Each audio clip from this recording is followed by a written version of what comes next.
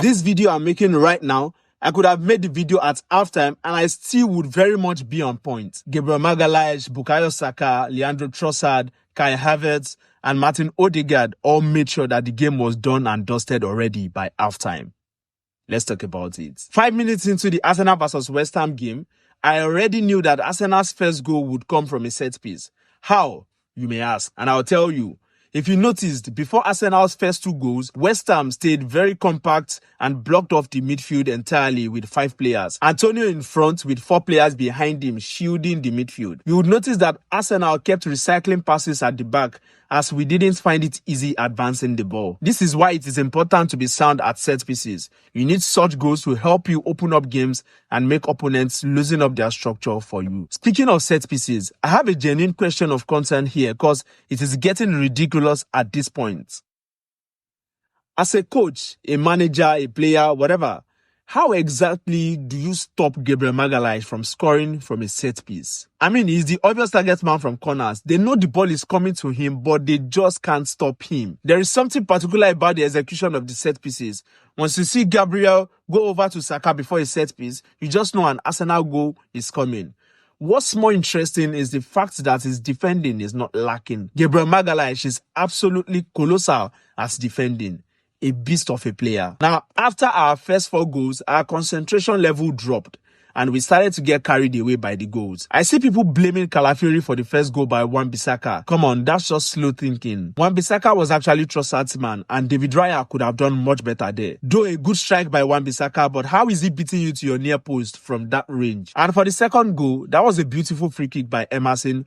Poor positioning by David Raya again. But can somebody explain to me how Declan Rice clearly winning the ball right in front of Anthony Taylor, the referee, but it got called as a foul? Abysmal refereeing that we call out every day. Anthony Taylor, you need to answer some questions. Anyways, moving on. Jurrien Timber, if there was any signing Arsenal fan base as a whole approved of, then it was Timber's signing, and I'm happy he has not let us down for once. Coming off an ACL injury that made him miss the whole of last season, what he is doing right now is absolutely outrageous. You might be wondering why I keep saying this. Listen, Timber was 22 years old when he got injured. A young player still developing, missing a whole year of his developmental phase, moving into a new club and a new league. Comes back and he is dropping this sort of performances at this high level. Nah. He is good for real. The partnership he has formed with Saka is beautiful to see. Speaking of Bukayo Ayoyinka Saka, ladies and gentlemen, we are witnessing live and direct an Arsenal legend in the making. He still has the most assists, which is 10 in the league. I saw people say that the assists are from corners. To start with, I don't think you realize how accurate you have to be to consistently find your man from a corner kick. Alright, you know what? Let's take away the 3 corner assists he has had so far in the league. It leaves us with 7 assists for Bukayo Saka, which still means that he still got the highest assist in the league. Or should we talk about his dribbling? Simple yet so effective. He passes the ball and immediately moves into space. No tricks or flicks, no fancy stuff, just moving past players. We have watched him grow from a boy into a man. Arsenal fans, we are witnessing an all-timer manifest in our very eyes. Please enjoy him. Martin Odegaard. This guy just makes everything else click. A very creative player. The kind of creativity you don't see in direct goal contributions. Improvising passes, making the right runs, whether to free up a teammate or to receive a pass. I saw him signal to his teammates and even the goalkeeper when he wanted them to be calm. To delay a pass, then points where he wants them to play the pass. Odegaard is the orchestrator of the Arsenal team. Jorginho did a near-perfect job. He is not the stepfather, but he is the father that stepped up.